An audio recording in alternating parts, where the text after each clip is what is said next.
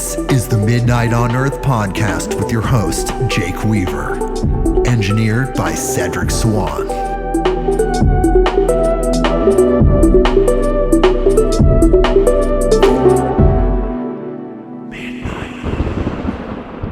Hey everybody, we're back with another episode of Midnight on Earth. I'm your host, Jake Weaver, and we're here to give you more light, more love, and more knowledge. I switch it up every time. I just want to keep it fresh. We're trying new things out. We're evolving. It's a really great thing. Today on the show, we have an incredible guest, NiCO LUMiNOUS, incredible musician. He's been around for a really long time. We're going to talk about a bunch of really incredible things. But first, before we drop in with Mr. NiCO LUMiNOUS, I need you all to do a few things for me. I need you to follow me on Instagram at midnight_on_earth. That's the address. Go there, find me, follow me.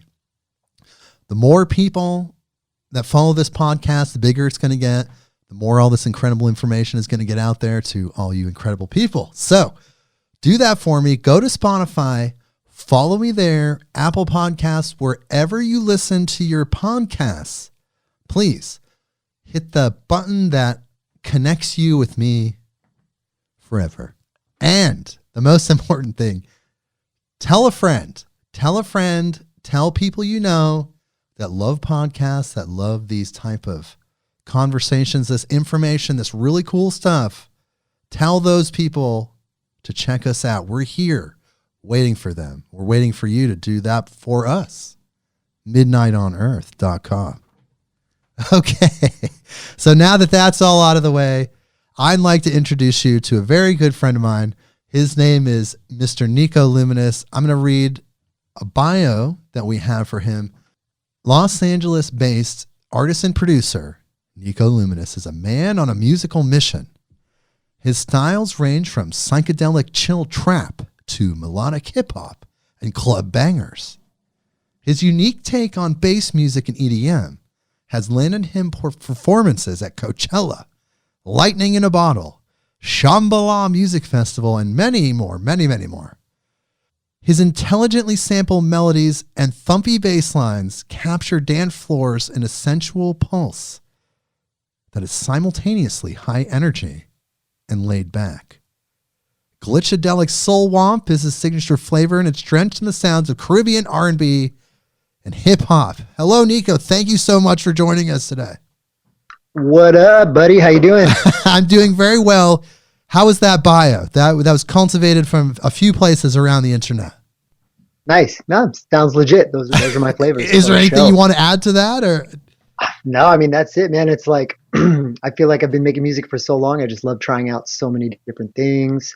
So that works, man. Everything taps into the Caribbean vibes because I grew up loving reggae, hip hop, and then, the EDM thing came later. But that's kind of where when I started playing shows and doing bigger gigs, it was more DJing, playing electronic. I would like to add though that you've also been a big part of the West Coast underground culture in general for close to 25 years at this point. You've been there with us, all of us that have been going to festivals, going to concerts, making that a part of our life, places like Burning Man. You've been there with us, hanging out for decades, and you've interacted with and inspired and enlightened so many people over that time. That's also a huge part of who you are.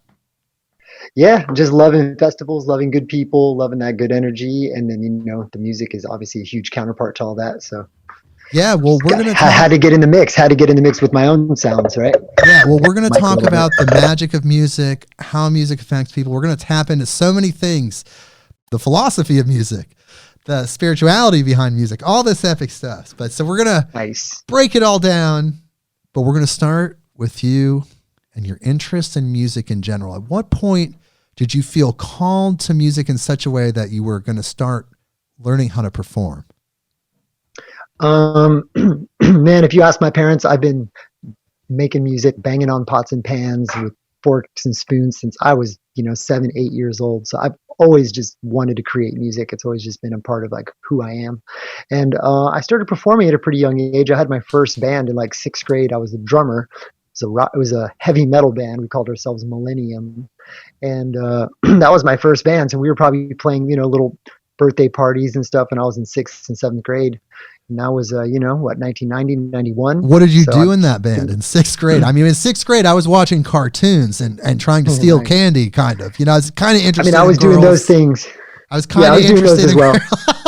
But I wasn't there yet. I was not in a band. I probably would have got the girls had I been in the band. What did you do in that band?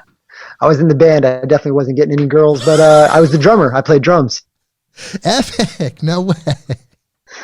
Somehow I didn't know that about your life story. Okay, so then you're in 6th grade, you're playing drums, but so now you're like, wow, I really want to do this. Is that a point where you were like, okay, this is a path I want to take in life. I want to keep playing live music. I want to figure out. Yeah, that's all I've ever wanted to do when I was young. It's only until recently where I was like, hey, I think I want to do other stuff. But my whole life, that's all I've ever wanted to do, single focused on that. Okay. So then from, I guess let's just kind of parlay from 6th grade into your next stage of a band that was actually functional. What was that for you? I had a more legit band when it was like in high school. It was like a, junior. So I was probably like 15 or 16, and I switched by then time. I wanted to be the front man. So I was like singing and playing bass, super into Primus, Bootsy Collins, like funk. And that stuff was super psychedelic. I was always into like sounds that were trippier as opposed to sounds that were just a little more straightforward and mainstream. So yeah, that was like a few, it's funny because when you're 12 to you're 15, that's like this eternity of time. You look back on that now, it's like, oh, it's 3 years later or whatever. Yeah, it's like an ocean of life. You're just like, oh God, so much development. Well, we perceive time differently, I think, when we're younger. It could be a part, people say it's because of the ratio of how long we've lived to the amount of time. Exactly. But it's a bigger fraction of your life at that point. Sure, but it could also be something different as well, where literally when we're younger, we perceive time differently. We experience time differently. I don't know how that works, but I definitely can relate to that. 12 to 15. Yeah, it's like that Chance the Rapper song. He said back when summers would last forever, and it's just like, Jesus. Yeah, they would. I know. Now it's like 5 minutes. You're like, wait, did summer just go by? Yeah. Oh man, it's amazing.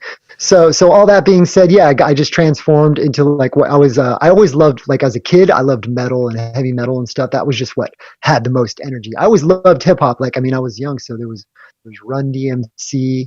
My cousins loved Big Daddy Kane, and I was like, oh, this is cool. But my surroundings were less. We were more like heavy metal kids. Those are the kids that were on my block listening to heavy metal, the older kids. So that's what I listened to, type of thing.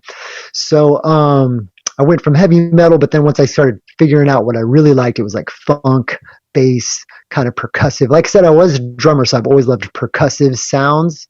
And so that's what got me into Primus. It was like percussive and melodic and trippy and thumpy and heavy, and it was so many things in one. And the guy told amazing stories, Les Claypool. So that was a big influence for me to like start my band. Like, all right. And I didn't want to sound like Primus, but that was like a huge influence in what we were doing. And like I said, that was the mid 90s. And so we called ourselves Mothership Connection. Nice. And it was me and my homies, and we just we played for all our friends on the blocks, in the school, whatever, like parties, just wherever. You're a kid, you're doing what you can. So then, did you continue on? Because this, I believe it was in New Mexico or Arizona? We were living at that time? I grew up in Phoenix. I grew up in like Tempe, Mesa, Arizona. Okay, so then you're in Arizona. But then you leave and come to Oregon at some point. And that was a bit later. When I was 18, I moved to California. I moved to San Diego. So then between those years, you just kind of like, I know you went to school. I had a band the whole way through. Yeah, really? We're just in school. Yeah. I've always had a band like my whole life until I turned into like a DJ guy or whatever. Producer. Now we call it DJing because that's how people perform or whatever. Right. But I've always been in music. I always wanted to create my own music. It was never the goal to like play other people's music when the whole DJing thing happened. But so I always had a band with those guys. They were my homies from high school, right? We all skateboarded. We were like skaters, so we skateboarded together. We made music together. And so when I moved to San Diego, they kind of I lived there for like a year or two, and then I moved up to Tahoe because I was really into skating and snowboarding. So Tahoe was the jam for that stuff. And all those guys, they kind of showed up a little bit later, and we kept our band going for a while. So then you're in Tahoe at that point. Is that correct? Yep. Yeah, I lived in San Diego, loved it, loved the SoCal energy. I mean, Phoenix, Arizona, Mesa, it's a nice place. There's good stuff going on, like good people, but there's not a lot of like culture. You know what I mean? Now there probably is, but when at that point there wasn't. So I was like, hey, I'm headed to California. You know? So during that time, you're expressing yourself musically, you're finding that muse and making it happen. But were you getting paid at all? Did you feel like this was something you could we do had a few paid professionally? gigs. I mean, my goal was always just to be like at that young age, I want to be a rock star or whatever, especially in those days, because it was such a big deal, right? Like a rock star was actually a rock star. So yeah, when you're young and you're programmed by the Matrix, watching music videos and all these kinds of things, that's what you want to do if you're into making music. So, yeah, I was always doing that. We were getting paid gigs. We weren't like banking out, blowing up tours. It's not like we had management or anything like that to really take us to the next level, but we were homies. We enjoyed it. We all lived in a house together and made music and recorded, and it would be cool if some of those recordings showed up, but I think they were all on old ass PCs from the mid to late 90s. So those hard drives are long gone. There's a lot of music lost in the ether, but supposedly, if you know about the Akashic Records, hopefully it's still out there. Maybe we can download it from there one day, far, far in the future. But so you're in Tahoe, continuing your musical career. At some point you get to Portland. I know that after the Tahoe experience. Is that correct?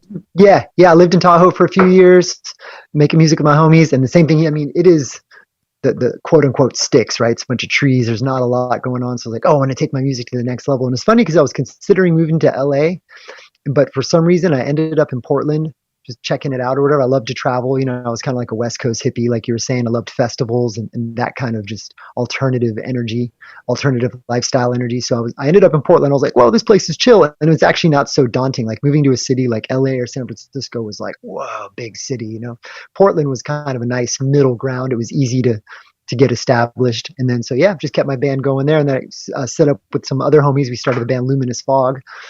And that was like, the 2000s era, early 2000s. And Luminous Fog was actually an incredible band. That was the first time I was personally exposed to your music. It was, from my perspective, a fusion of jam band, hip hop, reggae, all these different flavors coming together. You had the Afro-Cuban vibes, just all these different vibes coming together. And they had a really organic, amazing sound, really creative lyrics, and really positive messages in the music. And that was kind of the first band that really started to attract attention, at least at a local level, the point where people were booking you consistently, right? Yeah. We were definitely doing more of our thing. Same thing, playing shows, playing festivals, getting out of our little bubble, like actually doing legit festivals in front of a lot of people and stuff. And once again, we were just kind of like young kids throwing it together. This was pre-internet for the most part. It was borderline when the internet was starting to, like, people were actually using it for things. So same thing, no management, no artists, or no booking agents or anything like that. We were just doing it ourselves. But at least we were getting around, playing up and down the West Coast a little bit. And if you're familiar with electronic music, there's people listening from all over the world. We're up to 26 countries now.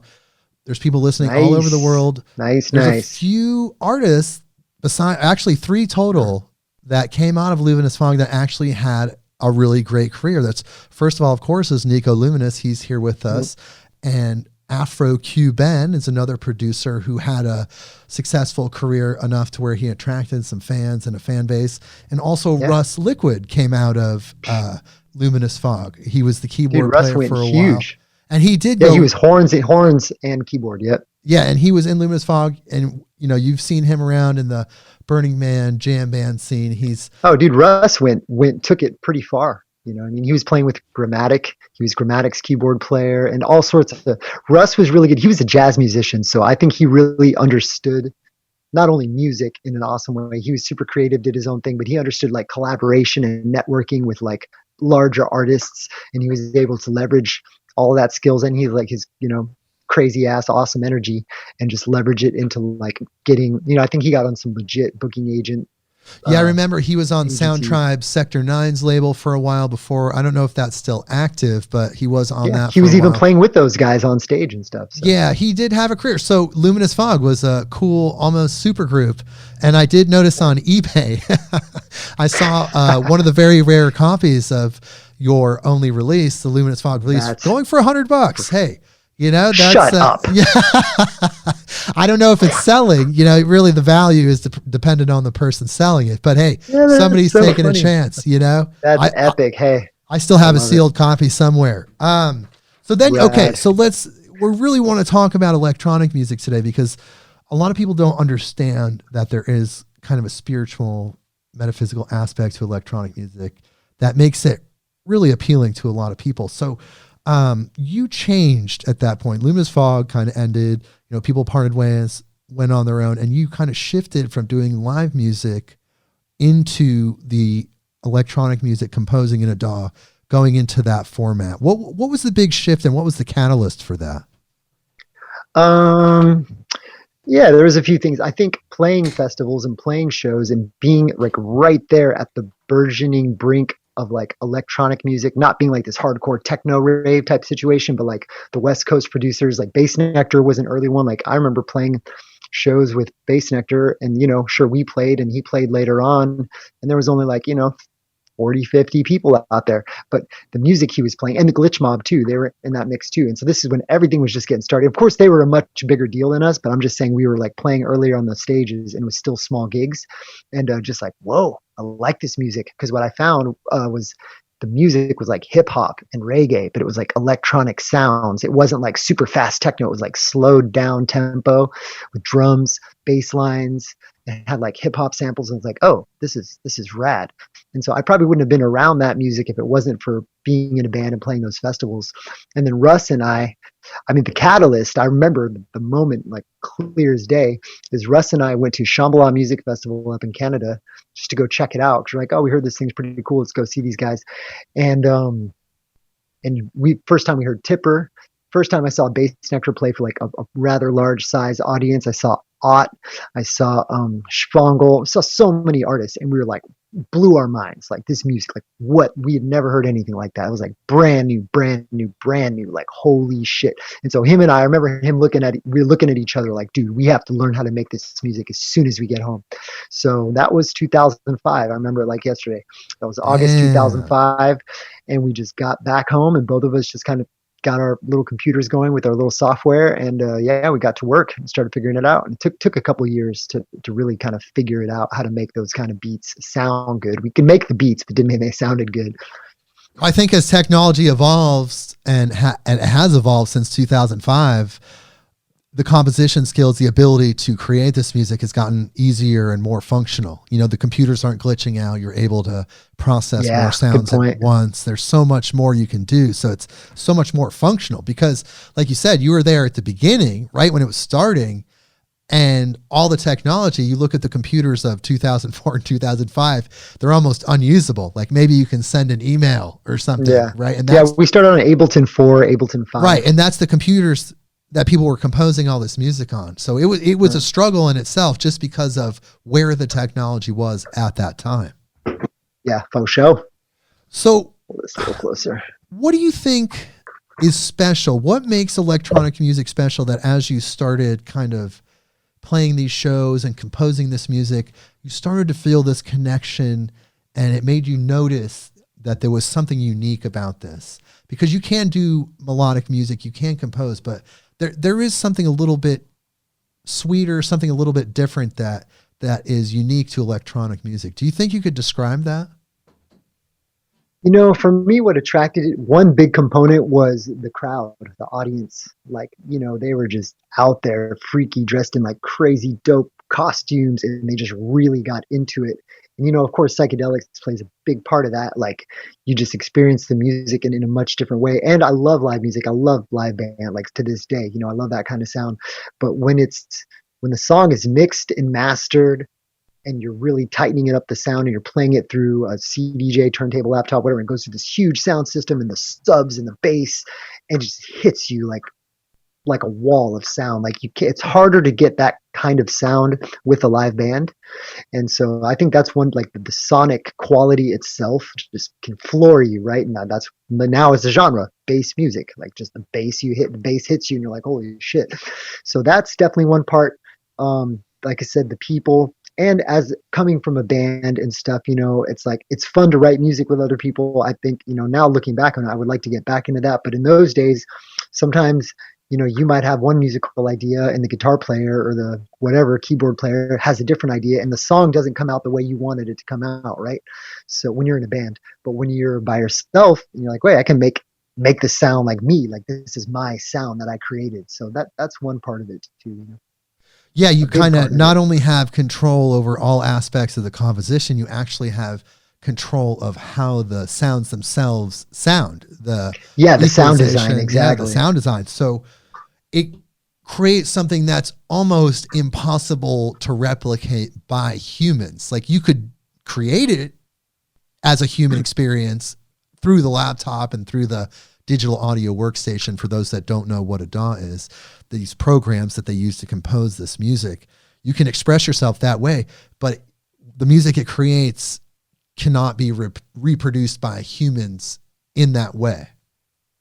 I mean, now that like, it's like you almost, I would like have a project where you kind of reverse engineer it and you have a band and people are dropping those electronic sounds and stuff like that. But yeah, it's like when you're creating, it's just freedom. And also most artists are super introverted, type of people. I'm extremely introverted and I'm happy spending lots of time alone, like not because I don't love people, because I love human beings, but I'm just, love hanging out alone. So, and I love making music. So that's the perfect formula for someone wanting to be an electronic music producer or a music producer. You can make any kind of music, but just someone that produces music on their own with a computer or whatever. It doesn't have to be a computer. You could be using keyboards and hardware and drum machines. Well, there is something about how frequencies affect musical frequencies, the actual energy of the sounds and how they affect us metaphysically, spiritually. They hit our chakras and stimulate them, our energy centers, in a certain way. I've heard people describe bass frequencies as kind of stimulating those lower root chakras. And then you think of the very high frequency like guitars or keyboards stimulating like your crown chakra. What are your thoughts on that? Oh, dude, 100% for sure. And once again, I love to witness that stuff. That's fun. You go to like a jam band like String Cheese or Grateful Dead, it's a lot of diddly diddly diddly noodly, and people are like doing this dance and stuff. And then you go to like a trap show bass, and people are like, oh, and they're dropping it. Like you can see it, like the visual representation of what you just said. I love that. That's fun. Wow. I just love witnessing how music affects people. It is kind of interesting, and I think that that's one of the things that makes electronic music so special, is because you can create, like you said, a wall of sound, or really just like a spectrum of frequencies that can hit all those energy centers perfectly and then all at once. And which is really hard to do even with a band of really talented musicians. So you're able to a big part. Oh, God, I'm sorry to cut you off. No, go ahead. Keep going. Okay, so a big part of that, the electronic music experience, is understanding that you can experience sound in that way. Yeah. And just to like kind of cap on what you're saying, it's a big part of it. It's the mixing and the mastering. Right. Like when you're able to create a bass line or your drum part, you mix it and compress it and hit it with the limiters and the overdrives and distortions, it just hits so much harder. It's harder to do that with a live band unless you have a dope ass engineer that really knows what's going on. But that's like not just, it's like a whole, you just don't, it's harder to like make a live drum set sound like a mix and mastered drum set. Or drum beat rather, in a produced track. And that's why it's so disappointing when you're at a concert and the sound guy kind of sucks, or the room could be the issue as well. And, the sound guy could be like, "Wow, my God, it's the room sucks." Well, those shows are hard. If the room sucks, the room sucks. Doesn't matter if it's good electronic music right. or so, whatever. That's why it's so crucial to have really good sound. And that's why we really appreciate fidelity. Yeah, I think Tipper won't play. Like you have to pay his guy to tune the room like a good amount of money. And he won't even play unless the room is tuned. And, Tipper's the master of masters. Everybody knows that if you're in electronic music at all. And he takes it seriously. And I would love to be able to take it to that level. Like, hey, the room has to sound right. I want the sound as an experience, and has to hit properly. Sure. Can you elaborate a little bit more about the differences of performing with a live band, a live audience, and just being up there by yourself in a DJ situation?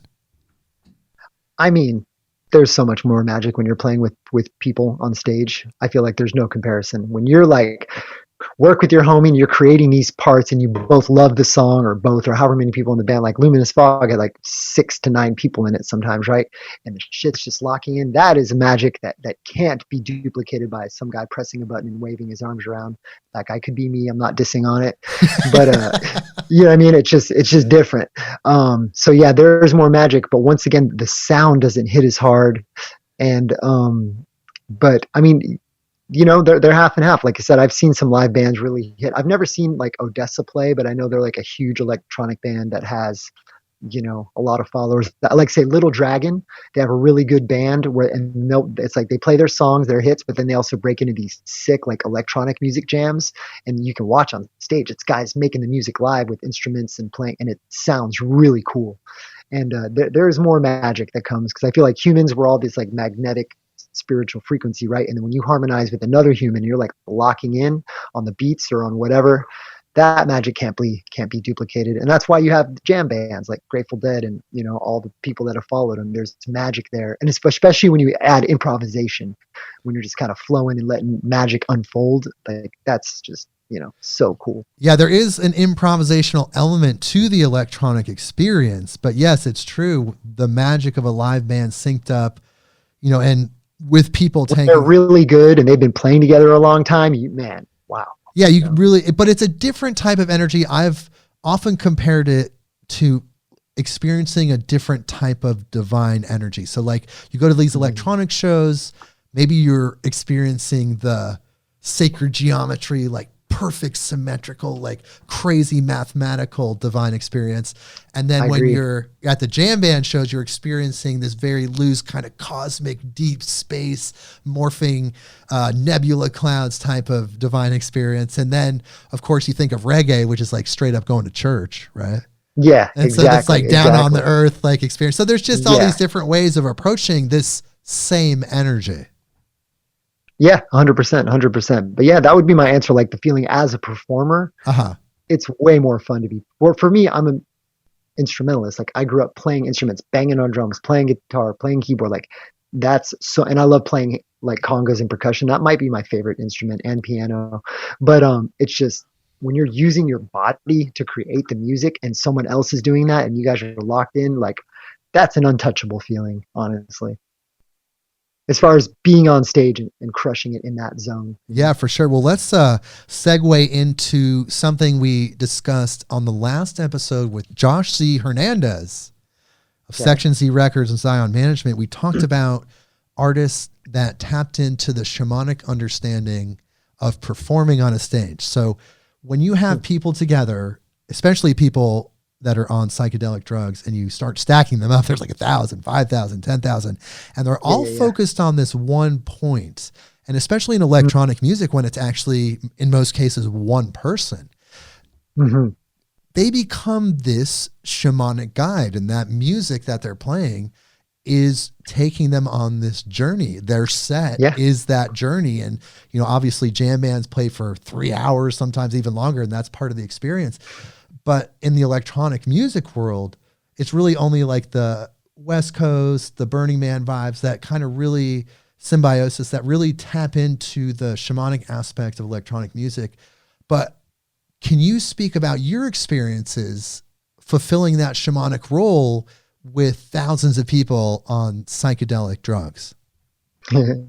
I've definitely been in that position, played for huge crowds, and exactly what you said, everyone's focused. And I mean, on the flip side of what I said, I love playing, like something about playing with people, playing instruments. But yeah, when you spend all this time creating the track, especially I know myself and a lot of producers in my community, they put a lot of intention into their music. They're not just like, oh, I'm gonna make a banger for people to bang to. Like that's one aspect of it. But yeah, I'm thinking of it on a cellular level of frequencies and all this stuff that you're talking about. And so that's important to me, even if it's like some crazy trap music or whatever. So, that's an amazing feeling, just to like really put so much time into a track. And then, like I said, you press that button and everyone loses their shit.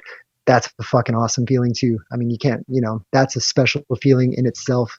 Like on the shamanic aspect that you're talking about, it's, I mean, I guess that is sort of a thing. Like everyone's on their own journey.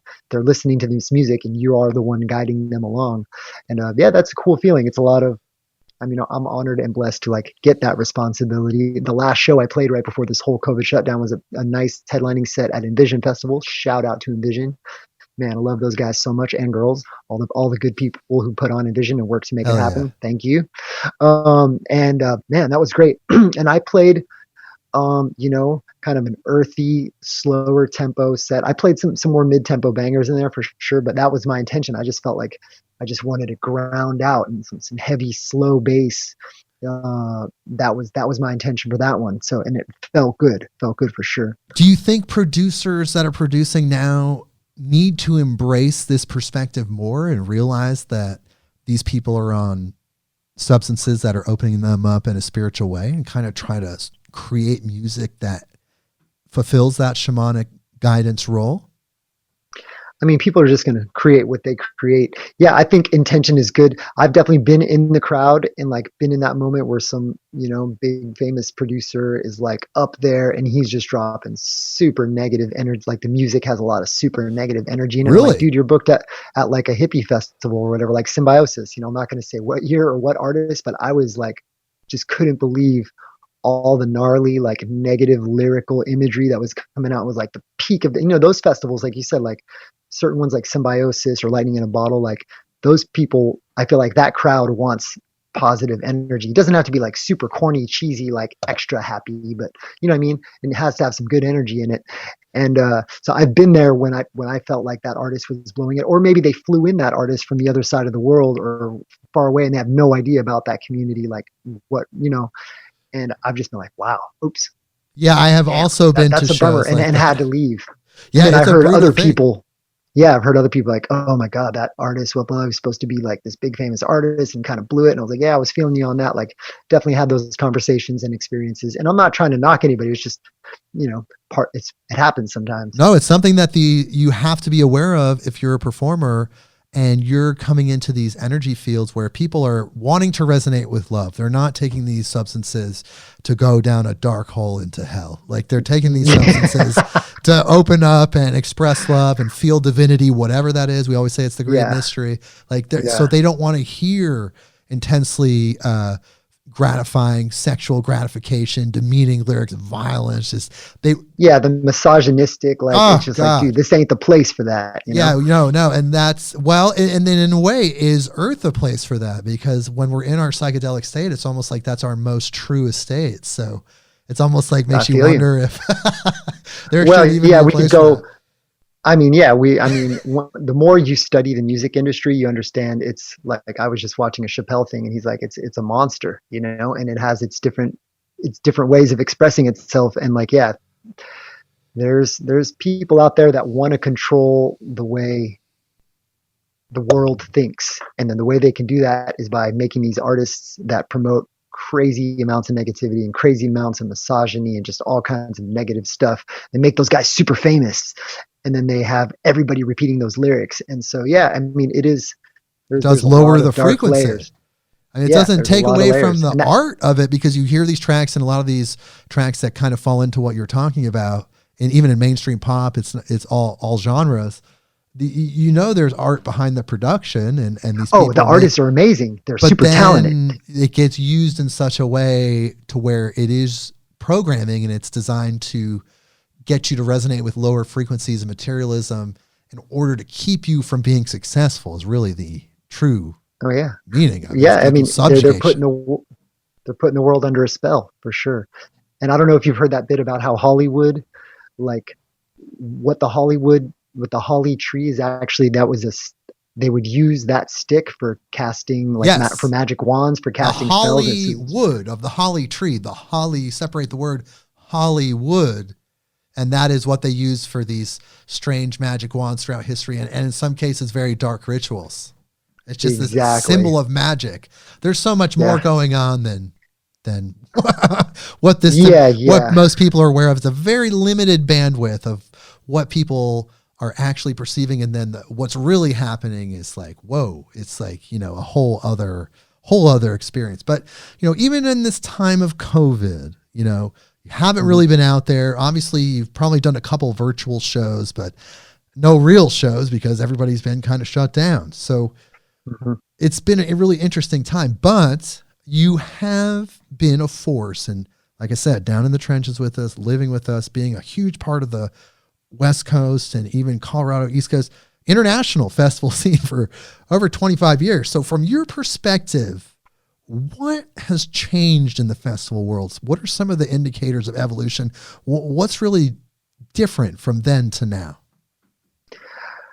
I mean, there's just more festivals, right? There's just more. It's kind of like anything in life. Like there's more stuff right now. There's more artists, there's more rappers, there's more DJs, there's more of everything. So there's more festivals too.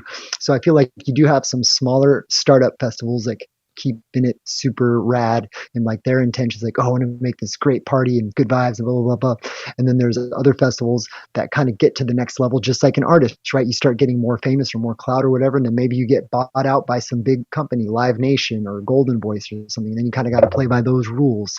So it doesn't matter if you're a festival or an artist. So that's just part of the game, right? You see some festivals get usurped by these bigger production companies, and it's not like even, I'm not saying it's bad or good. It's just what happens, right? Like it's hard, whether you're an artist or a festival, to pay your bills. Like, well, you think about all the independent festivals that we used to go to. Personally, I didn't even know you back then, but I know that we went to those same festivals, and they were all independently managed, independently promoted, and the most successful ones were bought out, and the ones that couldn't compete are now gone.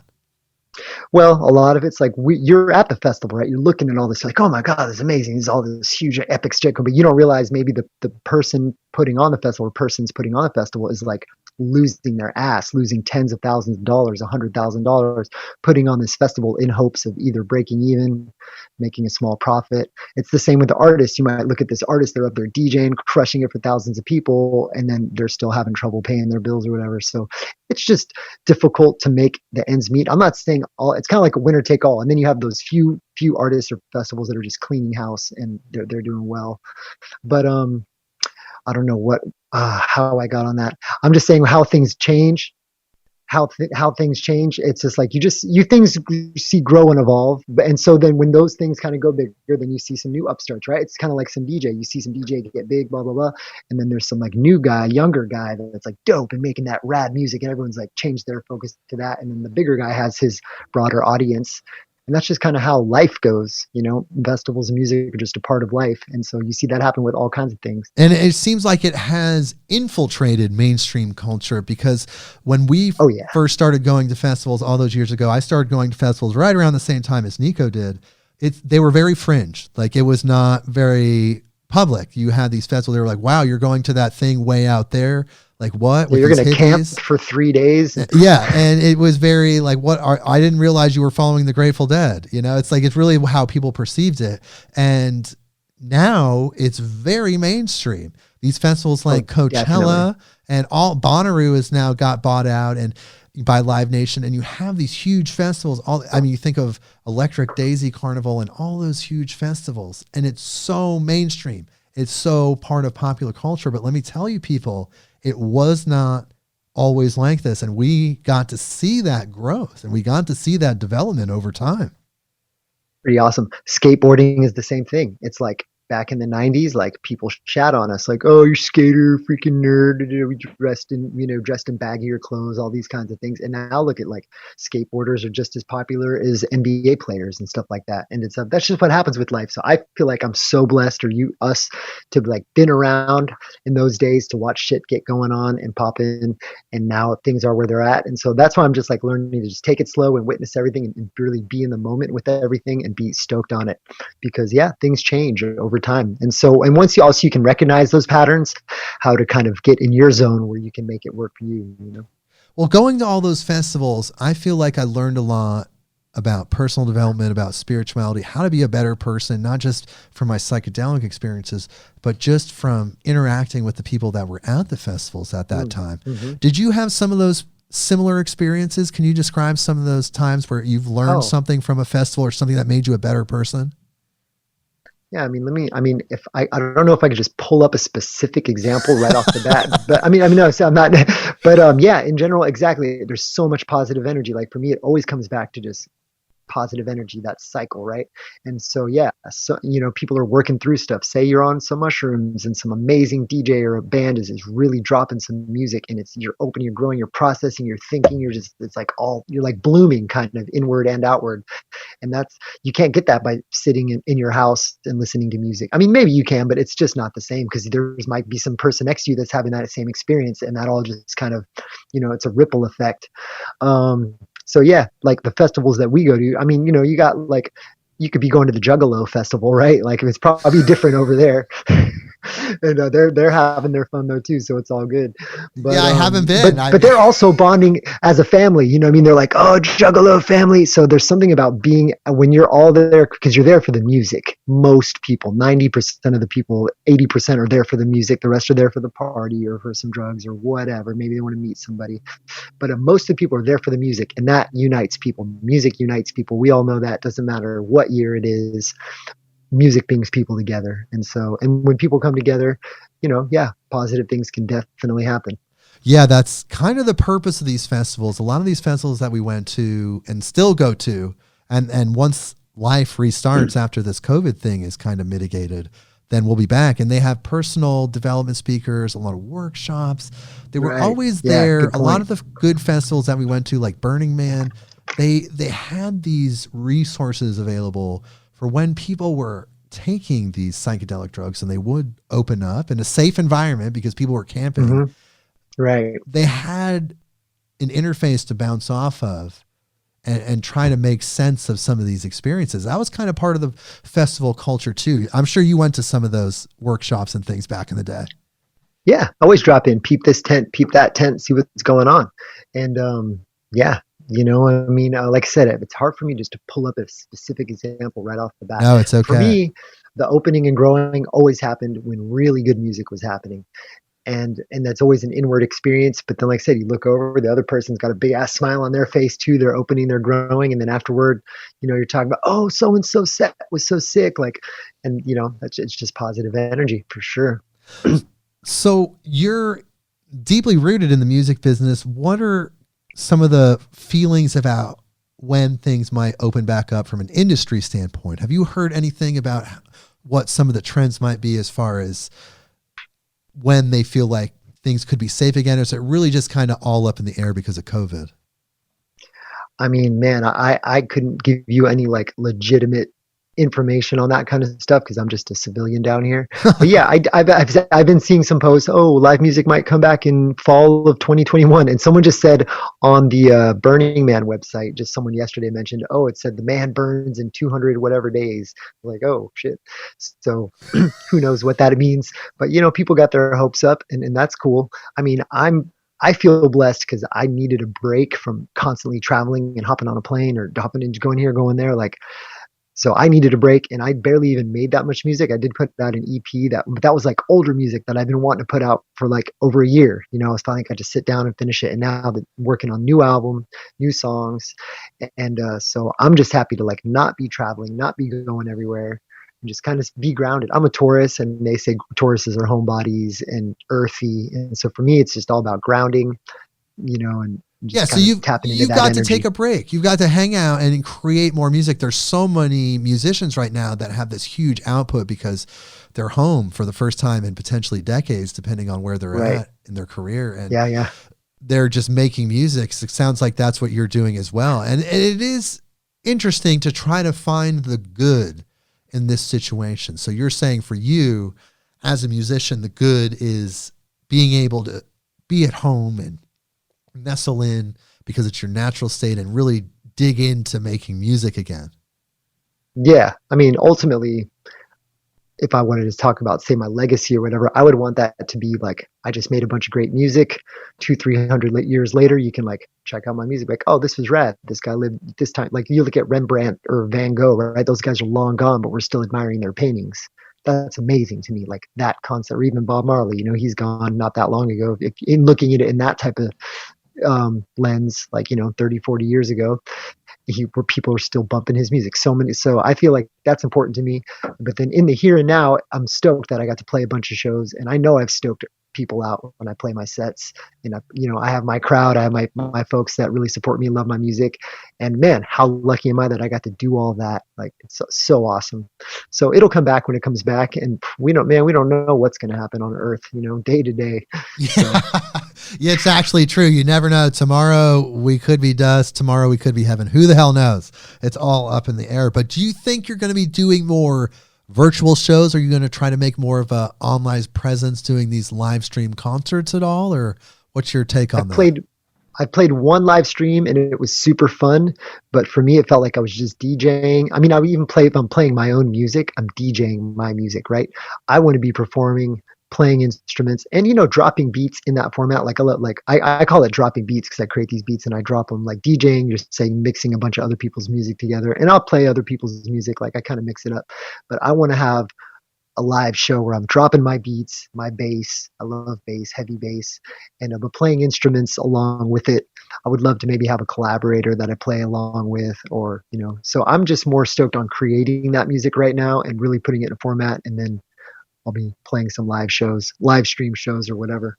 But I might do some live DJ sets. But for me, it's just like, you only have so much energy. So I'm trying to put my energy into creating something that I'm just really excited about. Yeah, it seems like people need it though. They're missing you out there. They're remembering you all those years they saw you, and they just want to see you one more time. Yeah. I mean, I'm looking forward to it.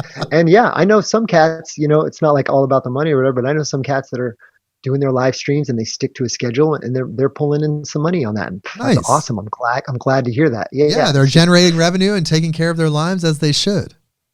Yeah. And doing what you love, Right. I get excited by so many things. So I'm like working on different business ventures, different music stuff. Like I'm helping other artists produce their albums, and, it's good to focus on one thing, but then sometimes it's good to like do other stuff, because then that kind of adds back to that one thing that you're trying to do. Well, yeah, sure. Well, let's just elaborate on that. Speaking about doing what you love, tell me about some of the upcoming music projects you have and other things that are coming soon from NiCO LUMiNOUS.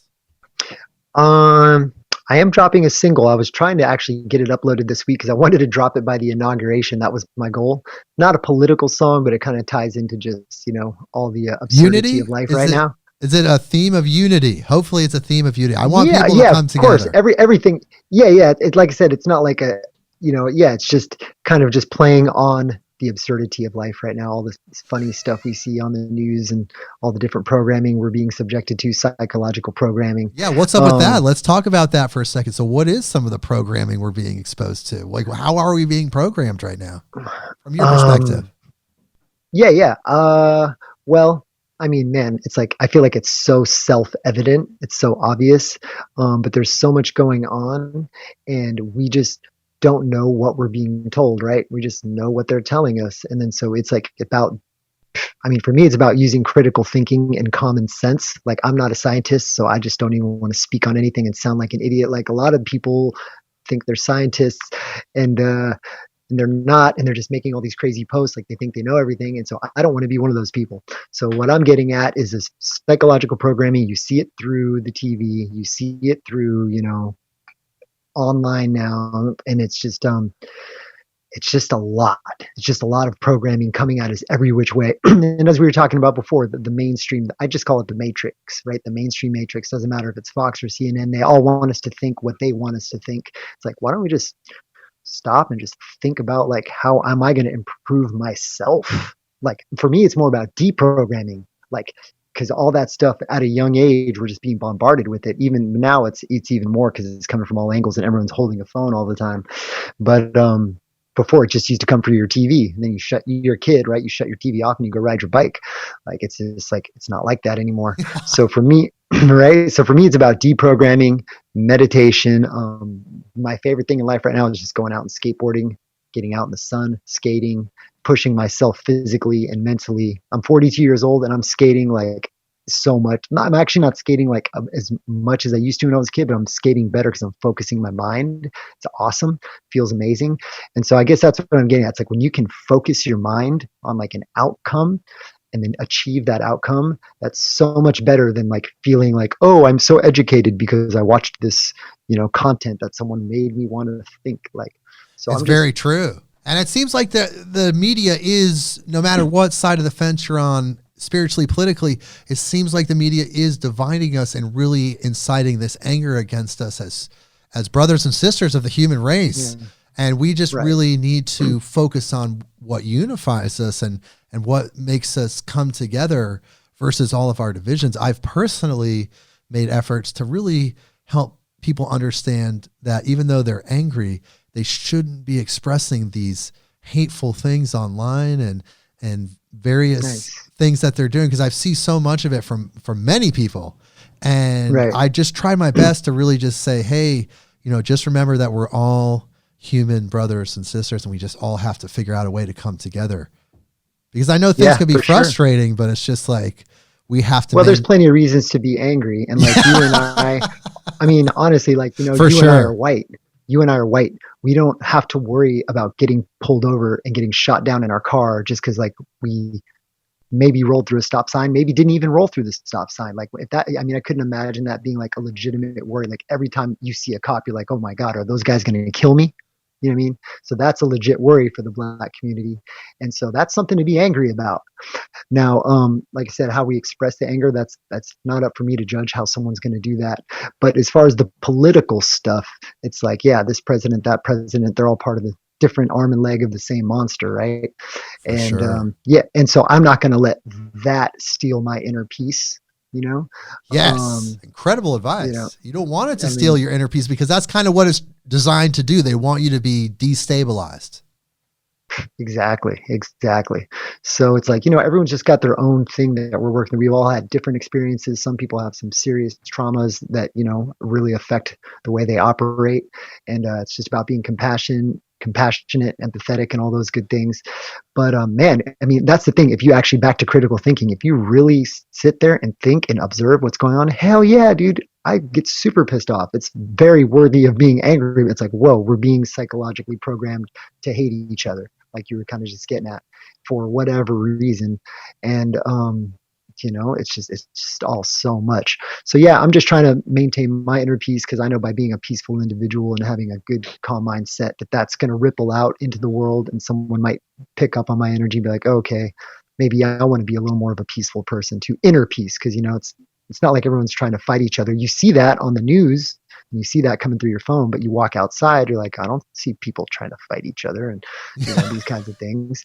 But yeah, like I said, I mean, just on the heavy vibes, it's like, yeah, it's very clear, it's very apparent we live in a white power country. The whole country's founded on white power. It's like clear as day, right? There's no, you can't dispute that. But yeah, so what am I supposed to do about that? I don't know. Like I just have to remain peaceful on the inside and to pray. And if, I don't know if I'm called to do something more, like I'll listen to the calling, I'll heed the calling. But right now I'm just trying to like stay calm, stay neutral, and yeah, just put out good energy for people to tap into. For sure. I constantly try to remind people that, always remember we're light beings in a physical body, and truly our truest self is that light being, that light body. That's the human. We're in 100%. these vehicles. These vehicles are different. They've always been Yeah, different, but we've designed these concepts of race and how we categorize people through history. It's always been different. It's never actually been the same. At some point in our history of humanity, we were just humans loving each other on earth, and we were just so in love with each other. And that's really what we got to get back to. We respect each other. We respect each other's cultures, all our differences. Doesn't matter who you are. You just got to remember that inside of everyone is that wonderful spark, that light, that divinity, that godness. That's what unites us and makes us one. Yeah, for sure. I mean, we all want to Yeah, I mean, there's so many aspects like of just like what's going on. Yeah, it's a lot of scarcity. People are afraid, so they want to like fight and hurt other people because they feel like what they have is being taken. And some people's stuff is actually being taken. You look at like the indigenous people in the Amazon, like their stuff's being taken, and they are doing what you just said, but they're still getting fucked over. You know what I mean? Yes, That's not okay. we do That's need a worth getting consciousness angry about. shift. There does Yeah, have yeah, to be, and people, anger doesn't have to be a negative energy. You know, anger yeah. can stimulate change in a way that makes us a Exactly. better There you world. go. Yeah, There's there you nothing go. wrong with anger. So you're hearing NiCO say, yes, you got to get angry. Of course we have to get I'm angry. not saying you have to get angry. I'm just saying it naturally happens when you think, Yes. oh, there's this beautiful tribe of people that's living in the Amazon that haven't changed anything for thousands, hundreds of thousands of years, and they're just getting fucked over. You know, like that's it angers me, but I'm not like, what am I supposed to? I don't know. If there's Right. something I can do, yeah, you can donate to stuff that's great, but like, ugh, like what can I actually do? I But I can like pray, I what you can get in said the zone. though, is like you maintain a certain frequency, you maintain a certain vibration, and that creates a ripple effect. And then hopefully that aids in changing the frequency, the entire spectrum of Yeah, energy, all that water, all those people, that yeah, ripple, for whatever sure. that's connecting with. Hopefully that's what we Yeah. can do, I guess, to answer your question. I guess that's what we can do. Or one thing. That's what I'm yeah, that's what I'm that's like, well, that's all I can really do. Like getting angry online and attacking people and those kinds of things. Like that's not fixing anything. So I might as well not participate in that, you know. And I've had moments where I tap in a little bit or I might post like some pictures with heavy energy. It's more just to illustrate like, you know, what's going on. But I don't want to constantly be that frequency. And we're humans. We have emotions. We go up, down, left, right, sideways, and that's part of being human. But like you said, it needs to be if you're just like a privileged American person, it needs to be channeled, you know, productively. Right. Okay, so you've been a professional now. You've had this incredible career.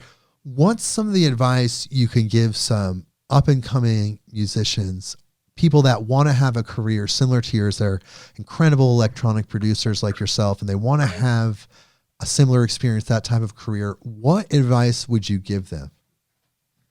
Man, I mean, I like to not think backward, but I definitely there's plenty of times where I think, oh man, I could have done this different. I could have done that different. I could have, and so you really gotta know what you love and ultimately know what you want to leave behind as an artist. Because when you do that, you're going to do your best work. And sometimes whatever that is isn't what's going to be big. It isn't what's going to be popular. It isn't going to be what's going to make you money. You know what I mean? But you're going to be happiest with yourself if you do like your ultimate calling, right? And so I feel like I started making electronic, coming back to the full band thing. You know, I wanted to sing, rock lyrics. I love writing lyrics. I love to rap. I love just beatboxing. I love that organic energy.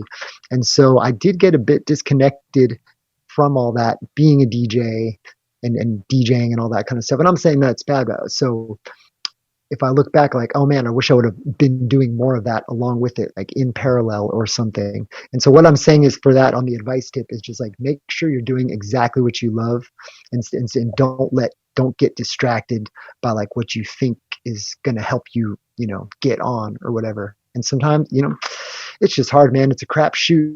But I did have a lot of good success, and when I was doing my bass music, like just only bass music, I mean, just focused on that one thing. So that being said, if you can focus on just doing one thing, the more you can focus on less things, you're going to be more successful. As soon as you start doing more and more and more things, you're going to be less successful at those things, whatever they may be. So yeah, just like figure out what you really are stoked on doing, what you really want to leave behind, and focus on that and get to work. Like don't get distracted. Don't let people throw you off your vibe. Kind of what we were back to what we were saying a second ago. And you know, just stay locked in. The more you can lock in and focus, the more success. And success could be just whatever outcome you're looking for. You know, it doesn't have to be I got booked, I got money, it's streams, whatever success looks like to you. You have to first determine that and then just lock in, you know.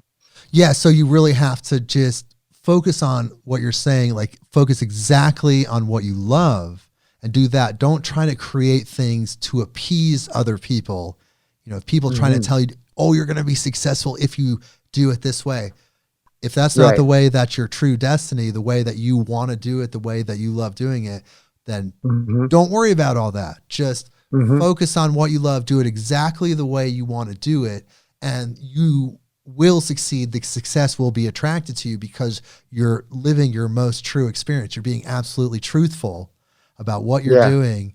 And then the byproduct will be the success you're looking for.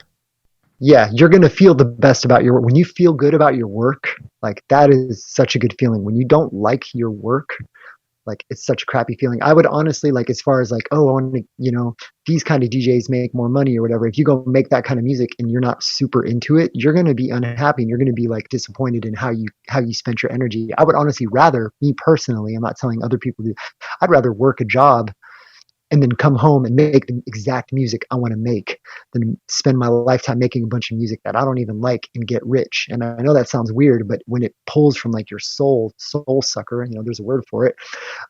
You're not going to be happy. You're going to be bummed on yourself. I'm not saying that's what I did, but sometimes that's kind of where I led, and I'd get back on track. And so, but now on the nuts and bolts of like, what advice would I give? Whatever you're doing, you got to do more of it. If you drop 5 songs, you got to drop 50 songs. If you drop 10 songs, you should be dropping 100 songs. And that comes from focus. And so your stuff might suck like at the beginning. Everybody's stuff. I love that video of Kanye talking about like, my beats sucked at first, and then however many years later, everyone on the whole industry wanted to buy his beats. They were the best beats in the game, but at first they suck. You just have to really stick to it. And high output, high volume will lead to your craft being refined. You're not just going to make the best shit like the first time. You might have to drop 10 albums, 20, whatever it takes, but you have to do things in volume. Like people think they're going to make that one hit. And every once in a while you find an artist that gets lucky and they make that one hit. Maybe they're extremely talented, maybe certain circumstances. Luck is a part of it. Sometimes people get lucky and that's great. But if you make 100 songs, 200 songs, you're going to get good. So high volume is a part of it for sure. Right. And would you say another aspect of that would be to not worry about it being absolutely perfect? Like it's never going to be absolutely perfect. So you just have to release the track because there's so many incredible producers that really fixate on making it absolutely perfect. And in some cases they're sitting on tracks for like years waiting for it to be absolutely perfect, not realizing it's never going to be absolutely perfect. So just release it. What are your thoughts about that? I'm one of those guys. I got a bunch of tracks on my hard drive. Like, man, what if this song's been here for 4 years on my hard drive. What if I would just put that out without overthinking it and overjudging myself and the insecurities of like, oh, what if my audience doesn't like this and all that kind of stuff. Like, just got to figure out how to get over yourself and just put it out and realize it's bigger than you. That's definitely a big part of it for sure. Yes, I mean, that goes along with the volume because sure, you can make incredible tracks. It does take time to really dial it in. It's not like you can really... Yeah, it's a balance. You got to balance it out from like, it's going to be perfect to like, yo, just screw it, just put it out. And you find that middle ground, like it's good enough. But then you don't be like, it's good enough. It's really just finding your balance and striking your balance. But this is the one thing. You don't get better when you're making the track. You get better when the track is on Spotify and you're listening back to it. That's when the progress happens because you get that like feedback loop. You're like listening to it. You're like, oh shit, I can make a way better track than this. But if it's just sitting on your hard drive, the loop doesn't get completed. You know what I mean?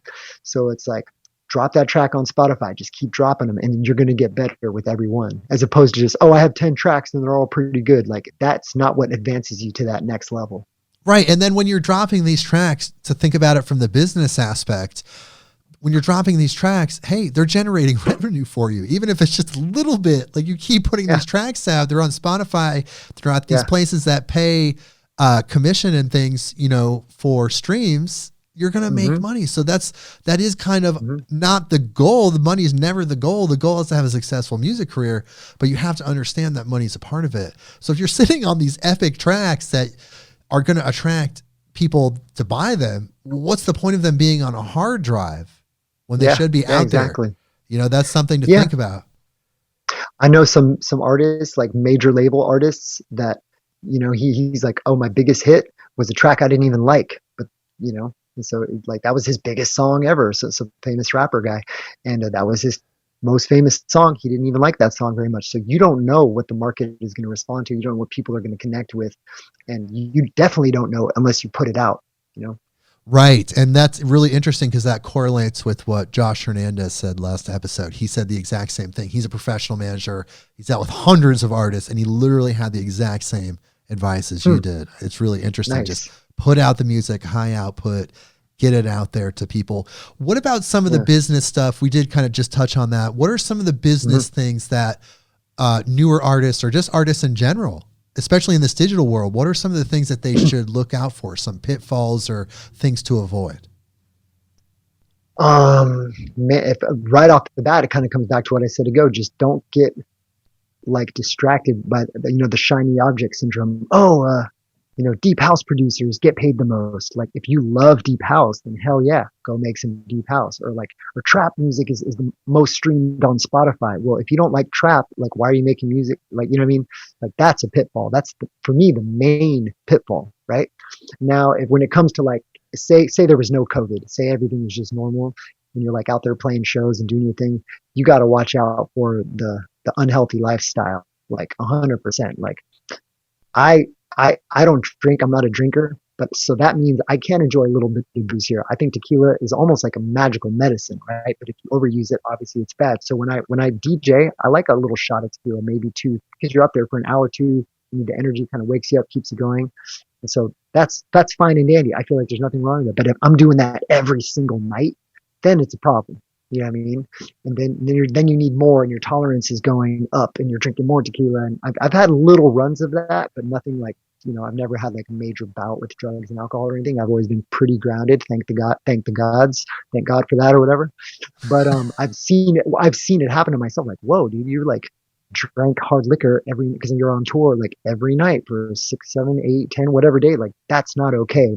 You have liver, you have kidneys. You don't want to be doing that. Like, so definitely watch out for the unhealthy lifestyle of touring and getting crappy sleep, which is just part of touring. Most of the time, a lot of times you're playing the after hours show at 3 or 4 a.m. So that's all fine and dandy. But when it becomes a lifestyle, your health is going to degrade. Depression can kick in for a lot of people. I mean, look at Avicii, like dead at whatever young age, just from drinking too much, depression, all these kind of things. So that's a major pitfall if like the music industry was just normal. And then you got yes men, you got people that, just telling you yes, yes, yes. Oh, we love your shit. Oh, we're going to help you make money, get you famous. And a lot of those people aren't your friends. They're just like some random person you met backstage. And so stick with your homies that you can, like people that got your back, that love you, that are in your corner, that have been in your corner.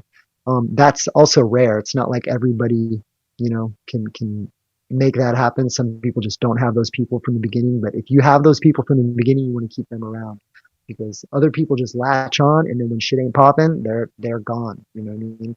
They're not there for you. And I haven't had too much experiences with this, but I've seen it go down. I'm like, whew, I'm almost thankful I never got super famous or whatever, because you just see there is so many hangers on and really energy vampires that don't know how to create anything for themselves. So they feel the only way that they can survive is by feeding off of another artist, because they do need help. These artists do need help. They do need other humans to fulfill these other roles. You need a team. Yeah. There's and that'll be the third part. I should have been better at building a team. When I was at the height of my success, it's because I had people booking for me that were working really hard, that were focused, that weren't party animals. You know what I mean? So if you can have a solid team that's really working, you have an artist, and you need capital, you need income. If you're like this broke artist, that's fine for a little bit. But if you don't have capital, you're building a business, essentially. If that's your goal anyway, if that's your goal and what you're doing to be a touring DJ, you're building a business. So you need capital for that. There's plenty of times where I didn't have enough money to make merch and make whatever. And if I would have did that, things would have moved a little bit better, or had money to travel to this gig. So that would be, I say, watch out for the unhealthy lifestyle, and watch out for unhealthy people that latch on, and have a good team. They're kind of the same thing, and understand that you're running a business. And if you got to go work a job, or even like I would have told myself my past self, take a year or two off, work a freaking job, make your music when you get off, and save up money and build up capital and do it properly, Yeah, and then have control over your life because you have the resources to do the things to advance your career. Yeah, exactly. And you should, mostly eat healthy when you can. I know it's hard when you're on the road. You're going to these places. It's really, a lot of these supermarkets aren't open late. You get into town late. It's just, then you're eating bar food, but just try your best to really be healthy, try to get that exercise. And that's when it's going to maintain the longevity. Yep.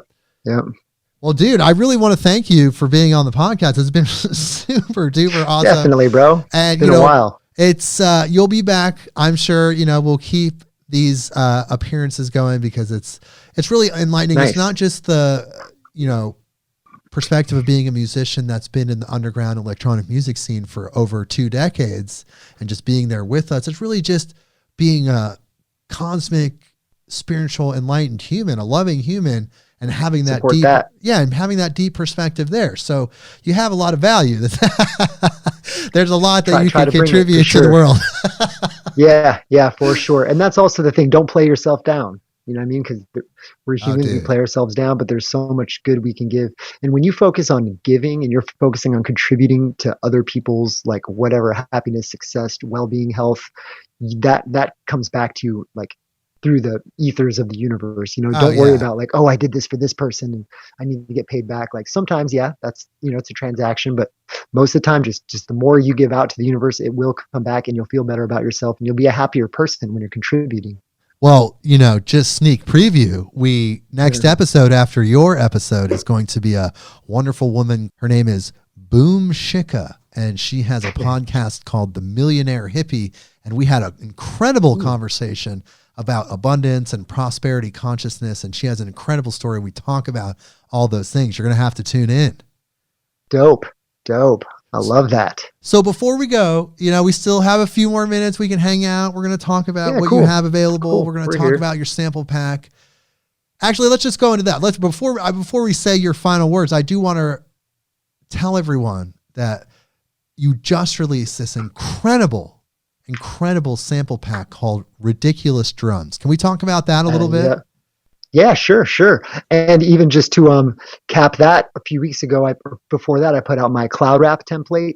So it's kind of like an Ableton template where you just load it up and you can it's more for not only beginners, but if you're just like brand new at Ableton and you're like, I just got Ableton, I have no idea what to do. Like, you just open up this template and kind of start jamming, kind of feeling it out. So, I'm just realizing my computer battery. One sec. Oh no. Didn't realize it wasn't plugged in this whole time. Oh no, no worries. So thanks for mentioning all that. So tell me about the side goal. Tell me about the Ridiculous Drums. Like, what's in it? What's appealing to these producers that are out there that are listening? It's some nice drums. I call it the lo-fi trap sample pack because it's some lo-fi sounds, a lot of melody loops, classic trap drums, but I have my own spin on it. So a lot of lo-fi, low fidelity, and some of the drums slap pretty hard, 808s, just the classic stuff, a lot of loops. So you can just throw in some loops and get to work. I really want to, a big part of like my just thing as a human is, I'm a teacher, and I don't say I'm this teacher, but like I teach music production at this school in LA called Garnish Music Production. I teach private lessons. I help people produce albums. So I love to learn and I love to share and experience. So part of my thing is just helping other people with their process of creating music. It's like natural. It's not something I have to try to do, right? So the sample packs kind of play into that, where I can create these sound packs and people can load them up and use them in creating their own music and just getting busy with that. Hell yeah. So the template is like, I just got Ableton square one, and it's Cloud Rap, which is kind of chill. It's a, AKA chill trap, same type of thing, but kind of like mellow trap beats with real floaty chords and kind of slower tempos and heavy bass 808s. And so the trap sample pack, the Ridiculous Drums, that's like, the next version, that's just like a lot of, like I said, loops, but that's not a template. Those are just straight samples. I'm stoked. I put a lot of time into it and I'm using it for all my own music, and I'm not plugging that, like, cause we all like to download sample packs and stuff. I'm like, well, sure, I can make this sample pack. And, it would be nice to sell some. Some guys make a lot of money selling their sample packs. That's great. I wouldn't mind that. But it's like it enhances my own tracks too. I'm using it in my own music and it's working out great. Yeah, for sure. I was going to say, sounds. If people don't think they're ridiculous. Can they get their money back? If it's like sure, if it's sure. like I'll not just refund you. ridiculous, it was like stupendous, but like didn't really go to ridiculous. You're like, well, it's ludicrous. Like I don't know where that falls in the spectrum. That's funny. Yeah, I'd give someone their money back. No, I'm just kidding. Sure. No, what fine. All sales are final at NiCOLuminous.com. Now we're going to talk about that in just a second, but I want you to leave our audience, our worldwide audience, all these amazing people, this growing audience. What's something that you want to tell people that could inspire them? Something that you want to leave people with before we go? I mean, it's my recurring theme in life to like stick with, what really calls you. Because if you don't do that, time's going to go by and you don't want the what if vibes. Like, what if I did that? And I can say that from experience. Like, there's plenty of time. We all probably have that. Like, oh, what if I would have did this? I mean, I remember when you first told me about Bitcoin many, many, many, many years ago. And I was like, what is it? It was like $1, 20 cents. It was something ridiculous. And I was just like, whatever, just blew it off. And so now I think like, wow, what if I would have bought $100 of Bitcoin back right at the very beginning? And so anyway, you don't want, and that's just that's kind of an offshoot of a scenario, but I'm saying with your creation and what you're doing in life, like investments is a whole nother conversation, but just, you don't want to be like, what if I would have did this and I never did? Just do it and see what happens. You're going to feel better about yourself. And so if you're like, oh, I don't have enough time, you probably have a lot more time than you realize, but you need to focus. You can get a lot done in 10 minutes. You know what I mean? If you focus, you can get a lot done in an hour or 2 hours if you really focus. One thing I'd like to do is regularly delete Instagram off my phone. I don't have Facebook on my phone at all. Like, I've never had Facebook on my phone. Maybe in like the beginning 2008 or 9, but and I'm not saying I don't use my phone, get on my phone just as much as the next human. But if you just delete the app, guess what? You don't look at it 10 times a day. And then, put it on a few days later. Like I'll put Instagram on my phone like twice a week, 3 times a week, and then I'll take it off for a day or 2 or 3 days. So, and that just comes back to focus and maximizing your time. Like, you can get back so much time if you focus. Don't let shit throw you off your center. We're humans. I'm not saying that that's not going to happen. But the more you can like stay locked in and get done what you want to do, you'll probably get more out of your life. If you can just focus on what you really want to accomplish and write shit down. I like to have like I don't even know if I have it. Here's an old one. Okay. I just do these like legal pads, and I can look at like Saturday, October 12th, 2019.